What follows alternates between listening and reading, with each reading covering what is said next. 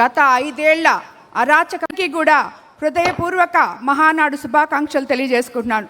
దేశంలోనే మహిళా అభ్యుదయం కోసం తొలిసారిగా సంస్కరణలు తెచ్చిన విధ్వంసకర శక్తుల చేతిలో నలిగిపోయిన రాష్ట్రాన్ని తన విజన్తో, తన అపర చాణక్య నీతితో మళ్ళీ ప్రగతి పదంలో నడిపిస్తున్న నాయకులు ముఖ్యమంత్రి శ్రీ నారా చంద్రబాబు నాయుడు గారికి నా పాదాభివందనములు తెలియజేసుకుంటున్నాను. అలాగే ఐటీ శాఖ మార్చులు, టీడీపీ వర్కింగ్ ప్రెసిడెంట్ నారా లోకేష్ బాబు గారు, అలాగే రాష్ట్ర అధ్యక్షులు పల్లా శ్రీనివాస్ గారికి, నా సహచర నేతలు, తెలుగుదేశం పార్టీ కుటుంబ సభ్యులు అందరికీ కూడా హృదయపూర్వక మహానాడు శుభాకాంక్షలు తెలియజేసుకుంటున్నాను. దేశంలోనే మహిళా అభ్యుదయం కోసం తొలిసారిగా సంస్కరణలు తెచ్చిన శ్రీ అన్న నందమూరి తారక రామారావు గారికి నా జోహార్లు. ఈరోజు మనం త్రిశక్తి థీమ్తో నిర్వహిస్తున్న ఈ మహానాడుని ప్రతి క్లస్టర్ నుంచి వర్చువల్గా వీక్షిస్తున్న పసుపు పండుగను తమ ఇంట్లో పండుగగా భావిస్తూ చేస్తున్న ప్రతి కార్యకర్తకి నా ధన్యవాదాలు తెలుపుకుంటున్నాను. ఈరోజు ఉమ్మడి నెల్లూరు జిల్లాలో 10కి 10 సీట్లు సాధించి తెలుగుదేశం పార్టీకి బలమైన జిల్లా అని నిరూపించుకున్న జిల్లాలో జరగవలసిన మహానాడు ఈరోజు మనం ఇక్కడ మన ముఖ్యమంత్రి గారి ఆశయంతో, మన ప్రధానమంత్రి గారు ఇచ్చిన సందేశం మేరకు, ఆయన ఆశయం మేరకు ఈరోజు ఇక్కడ వర్చువల్గా జరుపుకుంటున్నాం. ఈ మహానాడుని ఎంతో ఉత్సాహంగా జరుపుకోవాలనుకున్న మా నెల్లూరు జిల్లా నాయకులందరూ చాలా నిరాశలో ఉన్నప్పటికీ ఈరోజు ఈ మహానాడు వర్చువల్గా జరిగి ఇప్పుడే సోదరులు రామ్మోహన్ నాయుడు గారు చెప్పినట్టు 6 లక్షల మందితో కింద అట్టడుగు బూత్ 6 లక్షల మందితో కింద అట్టడుగు బూత్ లెవెల్ నుంచి ప్రతి కార్యకర్త తన ఇంట్లో పండగలాగా జరిపిన ఈ మహానాడుని చూస్తే నిజంగా అది చాలా చిన్న విషయం. అక్కడ జరగకపోవడం ఇది చాలా బాగుంది అని అనిపిస్తుంది. అలాగే ఈరోజు మనం అన్నిటికన్నా ముఖ్యంగా super 6 super hit, Telugu Desam super power ఈ సూపర్ 6 గురించి ప్రత్యర్థులు అనవసర విమర్శలు చేశారు.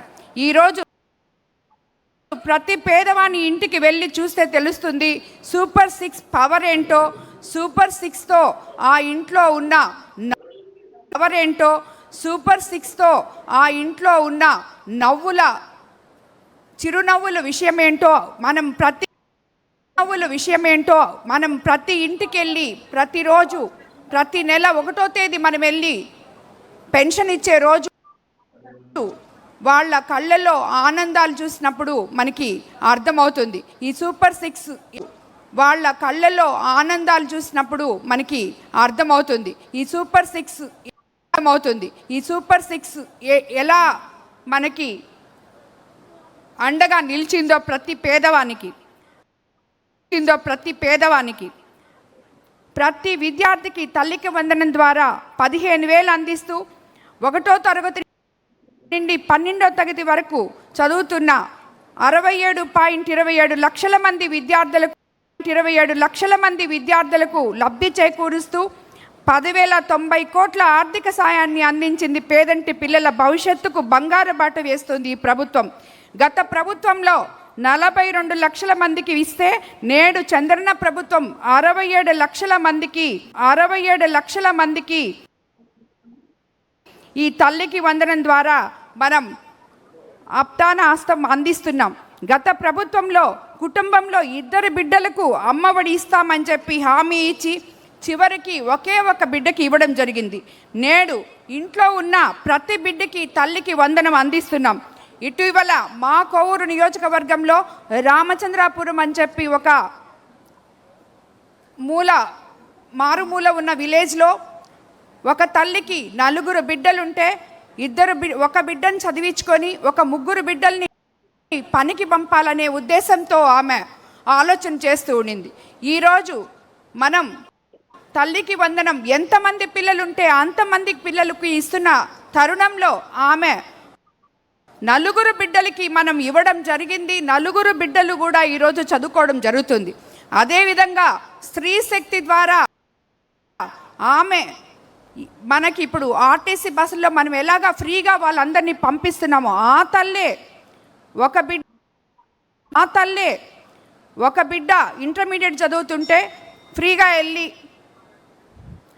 అక్కడికి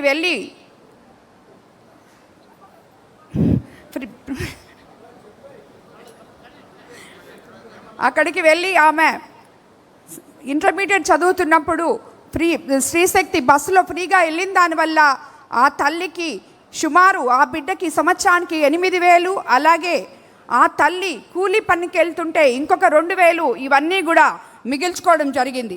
ఈరోజు మనం ఒక రైతు అన్నదాసుల్లో ప్రయాణం కల్పించి ఇప్పటి వరకు ఏకంగా 64 కోట్ల మంది ఉచితంగా ప్రయాణం సాగడం జరిగింది. అలాగే ఈ అన్నిటికన్నా కూడా దీపం 2 పథకం ద్వారా మనం ఏడాదికి 3 సిలిండర్లు ఇచ్చి ఆడపడుచులను ఆదుకుంటున్నాం. అలాగే యువగళం నిధి వారసత్వం అంటే తాతలు తండ్రులు ఆస్తులు పంచుకోవడం కాదు, వారి ఆశయాలను ఆదర్శాలను ఆచరించడం. వైకాపా పాలనలో రాష్ట్ర నలుమూలల జరిగిన అరాచకాలు అన్యాయాలను ప్రశ్నిస్తూ నవశకానికి నవగళంతో యువగళమై కదిలి నారా లోకేష్ గారు యువగళంలో చెప్పిన ఒకే ఒక మాట, యువత ఉద్యోగం కోసం రాష్ట్రం వదిలి వెళ్ళకూడదు, ఉద్యోగాల కోసం కంపెనీలు రావాలి అని.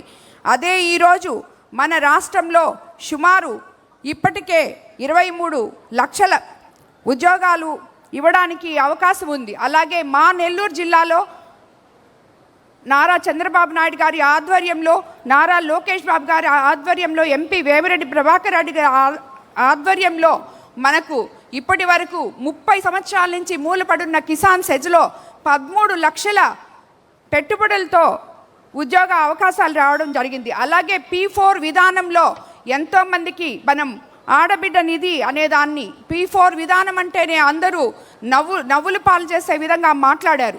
సేవ చేసేవారికే P4 విధానం గురించి తెలుస్తుంది. అది తెలిసిన మన ముఖ్యమంత్రి చంద్రబాబు నాయుడు గారు P4 విధానాన్ని ప్రవేశపెట్టి సుమారు 2 లక్షల మంది వరకు 50 నుంచి ₹1,00,000 వరకు వాళ్ళకి ఆదాయం జరిగేలాగా చూశారు. ఈరోజు మనం ఒకటే తెలుసుకోవాలి, రాబోయే రోజుల్లో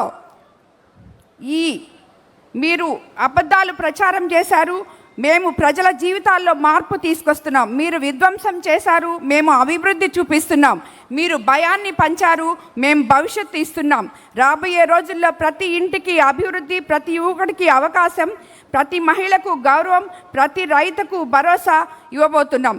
ఎన్ని కుట్రలు వచ్చినా, ఎన్ని అడ్డంకులు ఎదురైనా ప్రజల ఆశీస్సులు, కార్యకర్తల శ్రమ, నాయకత్వం, దిశ ఈ 3 ఉన్నంత వరకు తెలుగుదేశం జెండాను ఎవరూ ఆపలేరు. జోహార్ ఎన్టీఆర్, జై తెలుగుదేశం, జై సిబిఎన్ గారు, జై నారా లోకేష్ బాబు గారు.